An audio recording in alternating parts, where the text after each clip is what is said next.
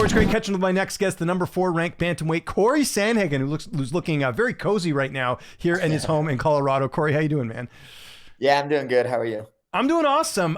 So let's start first with just you and how everything's going. How's everything injury free? How are things these days, right? We'll start there first. Yeah, everything's good. I'm kind of hopefully getting geared up to have a fight here in March, is what it's hopefully looking like. I obviously can't say what's going on past that, but hopefully that'll be going on. Okay. Other than that, I'm just really bored out of my mind and trying Okay. to fill and trying to fill all the time that I can because training's of course fun, but and it takes up a lot of time or whatever. But when you don't have like the mental like focus or stimulation on like an actual opponent on an actual date, I have all of this energy for all kinds of other ideas. So I got some other stuff that I'm kind of just playing with in my head and keeping me busy. And one thing that I'm trying to do that I actually haven't said before, just because I wasn't sure if I was actually going to do it, is I'm trying to write a sci-fi comic book right now, Oh, cool. which, Okay. yeah, well, I've been writing it honestly for the last like maybe 2.5 years or so, but it's kind of at a place now where I think I can maybe finish it in about a year or a year and a half ish time. Okay. Um, so yeah, so I've been actually, that's like, I kind of figured out the process of how to make that enjoyable so I don't have to, before when I was trying to write it, it was a lot of trying to, it was like a lot of effort because I didn't know what I was doing because I'm a horrible writer. Mhm. I kind of just stream of thought stuff. Um, and yeah, now I'm kind of in a place where I can like do it because I'm good enough at it now where it's a lot more enjoyable. So yeah, I've been spending a lot of time doing that. Awesome. We'll talk about the comic book stuff later, but you did drop something on me here, and I'm going to pry as much as I can without you Yeah. revealing anything. But is it safe to assume this is going to be the pay-per-view for March, or are you even allowed to not mention that? I was curious. I'm hoping so. They still haven't told me yet. Okay. I've never fought on a pay-per-view, honestly. I think my last maybe 4 fights have all been main events, and I'm not. I'm approaching like being able to. I mean, like championship fights, main event I was pay-per-view. going to say, So, because I saw you. I yeah. definitely saw you at one of the pay-per-views. It might be a Sunset. It was one of your fights. I can't remember where I saw you. I was at your fight. Oh shoot, maybe I was then with the Suns out. Yeah, I don't. I don't. I Anyways, mean, doesn't matter. But if yeah, if it either was, way, yeah, yeah, that it's was been a dude, while. that That's what was you're getting at. Yeah. yeah, that was so Yeah. long ago. Yeah, that Yeah. was a long time ago now. I know. So, I know. We're getting so old. yeah, I'm hoping to fight on that pay-per-view. I guess we'll see. Mhm. I told him I'd main event too. I like being the main event. 5-round fights are a lot harder to get ready for than 3-round fights. So, Yeah. I'll take whatever they give me. Really, I just kind of want to get back in it and start fighting again because for a stretch there wasn't anyone to fight, and Yeah. now a few guys are a little bit more freed up. So I'm Yeah. hoping to get one of those guys and get back in the win column. Maybe have a fight against O'Malley in the summertime, depending on what they're doing with him, Yeah. and then hopefully fight for the belt at the end of the year. That's kind of Well, my you plan. just gave us a good hint there, so we know you're not fighting O'Malley next. Because if you said, "Oh, I'd like to fight him at some point," so but there is sort of an opponent in the mix right now. Is that your understanding, or is it just that it looks like they want you for March, basically? It's a little bit of both. There's Okay. like I mean, there's like the few obvious options, Yeah. but not any that have been like super dialed down yet. But Okay. I've been like complaining about not having a fight for a long time, so I think that they're kind of getting sick of me complaining, and I think that they're just, you know, gonna try to get me to fight someone in March. Okay, fair enough. Well, there's a lot going on in your division, like you mentioned. One of the guys you did want to fight was Deiveson Figueiredo. He ended up fighting Petr Yan. Were you surprised at how one-sided that fight was with Yan going out there and getting a pretty dominant decision? Not really, to be honest with you. I Okay. mean, uh, I thought maybe Figgy would have a lot more moments. Mhm. I thought that maybe Figgy would. I mean, it's so hard, man, because the sport of MMA, obviously, it can end in the middle of the fight just by someone getting cracked real good. And I definitely know that Figgy hits real hard, and but his style is a little bit uh like Jan does really good against that type of style just because he's so technical and he really knows what he's doing. And Figgy's a little bit more chaotic than a Jan.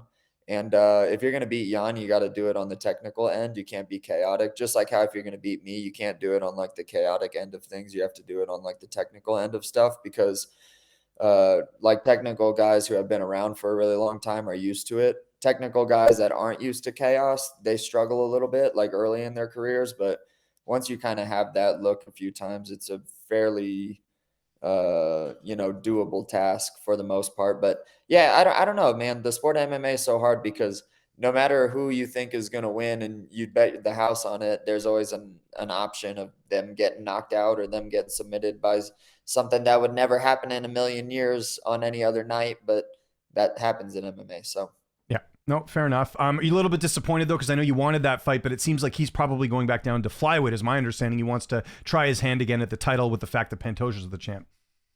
yeah, I don't know. Yeah, I mean, people say stuff like that all the time. And then when it comes time to sign the paper and lose like 30, 40 pounds, Okay. maybe they change their mind, Okay. So you think it could still be an option possibly. And then obviously with Yan winning, there's some talk about where he fits in. Is that a rematch you'd like? Because I think people forget that was kind of short notice for both of you guys when you fought the first time.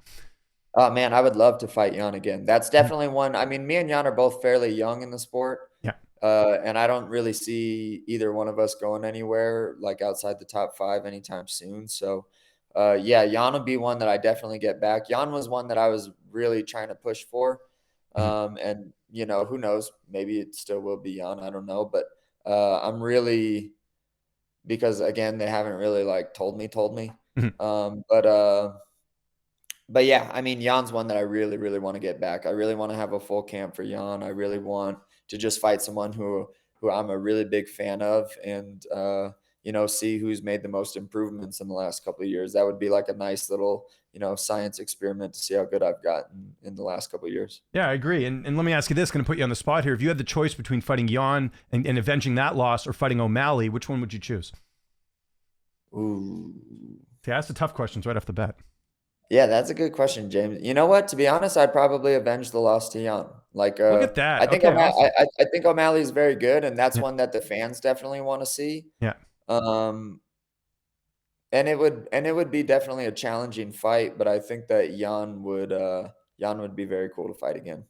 Do you think O'Malley's going to get a bit of an easier matchup the next time out? Not that there's any real easy fights at bantamweight, like it is a pretty deep division, but just with the fact that they've invested so much in O'Malley, he loses this title fight. It's not good for business if he's going to lose his next fight. I know you don't look at the fight game that way because you're like, I'll fight anyone, but do you not think that, if you're running a business, if you've invested in something, you don't just want to throw away the investment? Do you ever think of things like that? Oh, certainly. I mean, yeah, that's something that's definitely on their minds for sure. I don't know how much to calculate that into the decisions that they make and stuff, but I mean, yeah, O'Malley brings a lot of eyes to the sport. He's an exciting guy in the sport too, and I know that they probably put a lot of money into him at this point. So yeah, I mean, they definitely want to probably hook him up the same way that he's kind of been hooked up in his career a little bit so far too. But he's also capitalized on a lot of his opportunities also. Oh, yeah. So good on him for doing that. So, but yeah, I mean, O'Malley and his team, they're kind of, and it's not just them. It's kind of the way of, the business part of MMA is that you kind of got to do a little bit of politicking. And that's something that just annoys me about life in general is I don't want to put myself on a pedestal by like pushing a bunch of people underneath me. I think that that's like what is a big issue, just being like a human and politics. And I think that it kind of ruins the world. So I try not to do that as much as I can.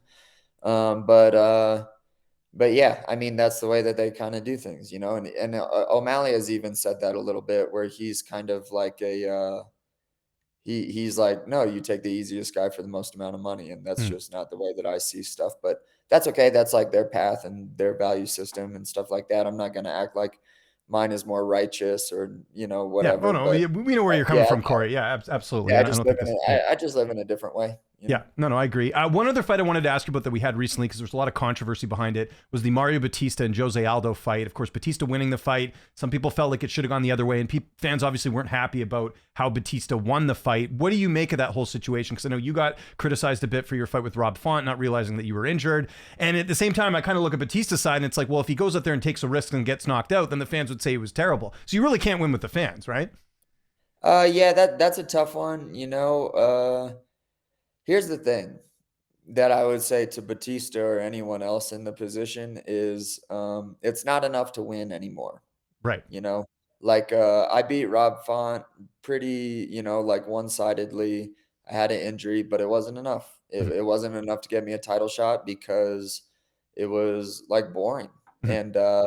And regardless of my excuse for it or whatever, it doesn't really matter. And the way that you win really matters, Yeah. and the way that you lose really matters too. Like I didn't lose any stock in, me and Umar's fight just because, it was a good competitive fight and it was exciting. And, I did a lot of really good things and Umar did a lot of awesome things too. And it was really fun to watch. So that gets you further with the fans. And when you're talking about entertainment sports, fans really matter. So yeah, you can't just go out and like secure wins anymore. I wish that was the case. It'd be a little bit, it'd be a little bit less things to have to think about and worry about and train for. But you got to be exciting nowadays. That's just how it works. Yeah, no, I completely agree. Got to talk about the guy you just mentioned there, Merab. Umar. Umar's fighting for the title. That's what I was trying to get at. I'm a little slow here this morning, but Umar Merab, the bantamweight title fight next month. What do you make of that fight? You've been in there with Umar. Do you think Umar will win? Because he's, I believe, the betting favorite going in there. Yeah, I think that Umar probably will win. I just can't really see a path for Merab to win. Like, I don't think that he's going to be able to like strike with him. But I also don't think that he'll be able to take him down and control time him like he was able to do against O'Malley and he's been able to do against other guys.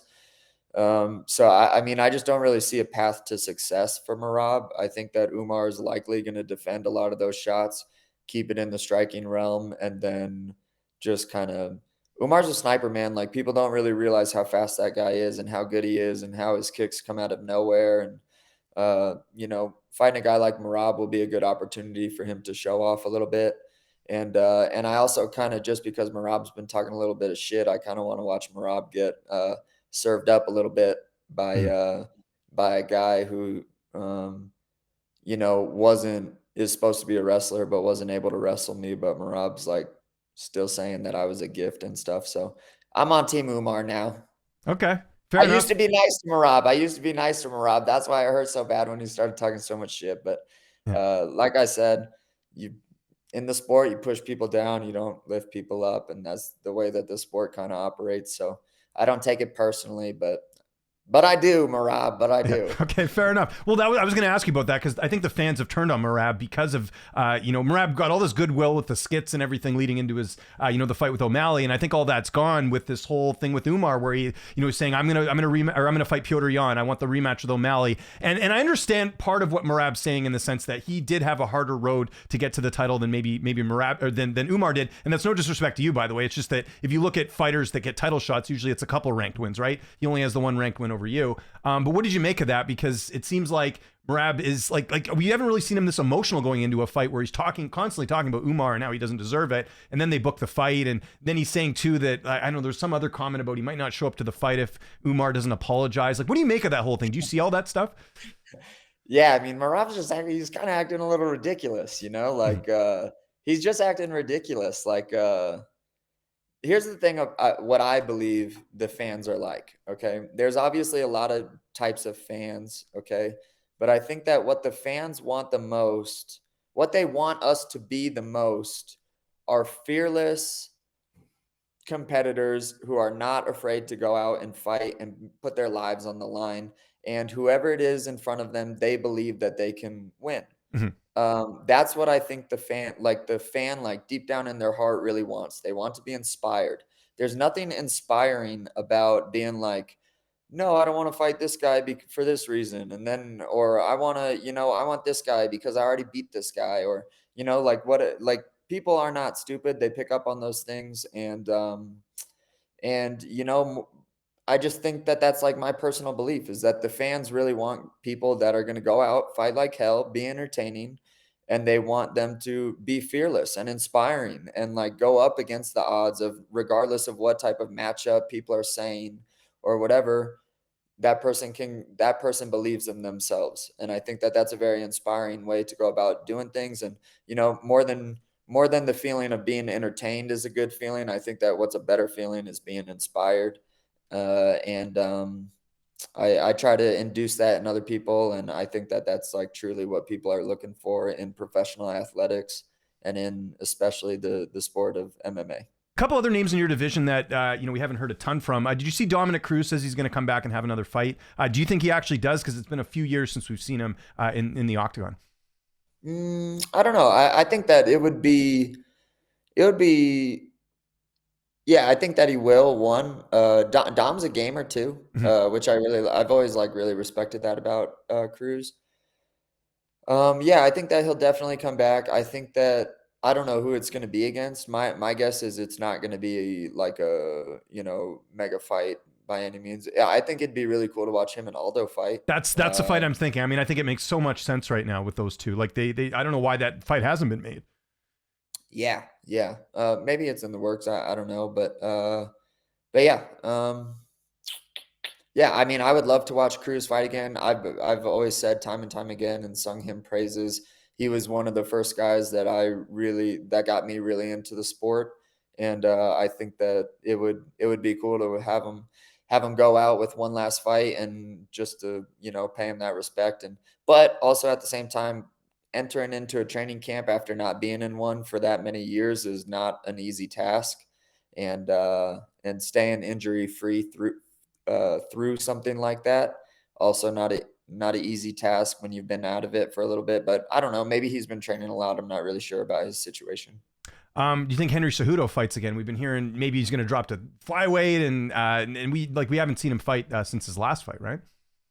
Yeah, I don't really. I hate commenting on Henry because the guy just says whatever feels like is just going to get him attention on the day, and I don't really believe anything that guy says. Okay, fair enough. I like that. Another name in your division. What do you make of Payton Tallbott? You guys are actually under the same management. There's a lot of hype behind him. In terms of what he's been able to do. He's a young guy. If you watched his fights, what do you make of him? I mean, it's real hard. Like, no disrespect to the last guy that he fought, but that guy, I mean, I don't know how that guy was in the UFC. Yeah. Well, no, you bring up a good point. He was a minus 1,100 favorite going into the fight. So I think fans want to see a little bit more of a challenge there. Yeah. The biggest problem with a guy like Payton, and I hope he doesn't take my advice, but maybe he will. I don't know. The problem with a guy like Payton is that his fighting style is very exciting, but once you start fighting the guys that are going to actually hit you really hard when you stand right in front of them, or have some answers for that, and you can't just like bully them and like walk them down. Yeah, you're gonna have to be a lot more dynamic than that. So maybe he will, maybe he won't. His next fight against Barcelos is not an easy fight by any means. Yeah, Barcelos is a very good fighter, a little like susceptible. I think he's maybe a little chinny just from a few of his fights in the past, but definitely not an easy fight by any means. And so I would actually probably put my money on Barcelos in this next one over Tallbott. Okay. I think that Barcelos, I've been following that guy for a really long time. He's very good. He's not like a slouch. He got knocked out by Umar, but was doing good all the way up until that point. Okay. Good point. Last guy I wanted to ask about in the division. I actually don't know this, but obviously I'm Canadian, and one of the Canadians who's been doing quite well lately in your division is Aiemann Zahabi, and I know he trains a bit with Ryan Hall. Have you guys ever trained together? I was always wondering that. You were Aiemann. No, we haven't. I've talked about going up to TriStar before just because Ryan's close with Faraz and has some ties to that team, but I don't know. I've been thinking about it a little bit. Rob Font's there too. I know he did his camp there as well. So you guys did have this like super team over there if you wanted to do some training. Yeah, that could. I actually reached out to Font and wanted to train with him a little bit and told him that I'd meet him out there at TriStar, and so yeah, that might be something that I do. I don't know. I want to get my fight booked first, and then then figure things out. Yeah. Okay, 2 more quick questions. Any good books you're reading right now? I always love getting the update there for what you're reading right now. Yes, I'm kind of reading I always kind of read 2 things at a time. I read like a self-help thingy. Nice. And then I read like a nonfiction thing. So the nonfiction book that I'm reading right now is or no fiction, I mean, is or nonfiction. Shit, dude. I have like word dyslexia. No worries, it's okay. I know what you mean. I know what you mean, Cory. It's okay. 32 years on the planet, I still get things like that mixed up all the time. That's fine. But but it was happening before I got my head hit a bunch, so Yeah. I'm not worried about it. But yeah, so I'm reading Hyperion or the second Hyperion. It's a really cool sci-fi book. I would definitely suggest it. It's very, very cool. But it's like quite the tackle. It's like a 500-page book. So I'm reading the sequel to that one, like The Fall of Hyperion, I think is what it's called. And Okay. then the spirituality or self-help book that I'm reading right now is called Essential Spirituality by Roger Walsh. Mhm. And that's a really good one. It's like a big book of a bunch of exercises that people have done in the past to, like open their hearts and become more in tune with themselves and all of that stuff. So I big time would recommend that book. I've really been enjoying reading that every night. And it just puts me in like a good place to fall asleep. I've been sleeping better because of it. And yeah, so those two books. Okay. And last one, what do you got planned for the holiday? What are you and the wife up to? Nothing really. What do we have? Me and my I have a small family out here, so we'll just do this. Some of Erica's family has moved, so the day after Christmas, Erica's gonna go visit them. I'm gonna stay back here and train and stuff. Look So, at you. All um, business, even during the holidays. I like it. well, if I have a fight in March, I can't really leave. So, Yeah, that makes um, sense. yeah. So yeah, just that. Nothing exciting. I'm not like a big holidays guy. I appreciate them, but I just kind of, I mean, I have a small family, so it's kind of just like going to lunch with the family is what it feels like most of the time. So. Gotcha. And making time for interviews, Cory. Appreciate it. If there's anyone you want to thank, anything you got coming up, your YouTube channel, I know you got a lot of stuff going on outside the cage. I'll give you the last word. Yeah, no, just watch my fights. That's all that I ask. And yeah, peace.